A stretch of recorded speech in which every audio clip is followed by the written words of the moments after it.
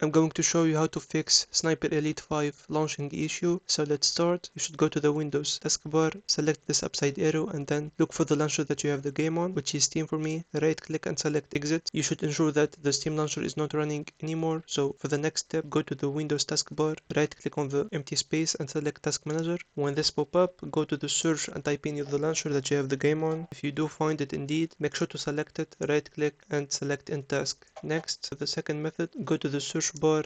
After that, type in Device Manager. It will be opening like this, so make sure to select Display Adapters, open the side arrow. After that, make sure to click on the graphics card you have. Do not click the Intel or AMD one. Right click on it and select Update Driver. After that, click on Search Automatically for Drivers and click on Close. For the next method, go to the search and type in Settings. Open that. Once you are on here, go to the left menu and select Windows Update. After that, make sure to click on Download and install all available updates. It is crucial to prevent any error happening. Now for the next method, go to the search and type in NVIDIA app. Now if you don't find this NVIDIA app appearing right here, even when you do have an NVIDIA graphics card, you should just go to their official website and download it from there, set it up and come back here. In the other hand, if you do have an AMD graphics card, you should just open that. Now once it opens, make sure to sign up if you don't have an account or log in with the right credentials. Go to the left menu. After that, select drivers icons. Now click on install, select custom or expert installation and click on continue in order to update your graphics card driver. Once you do that, go to the left menu and select settings and make sure you turn off the NVIDIA overlay. Now you should just go open your launcher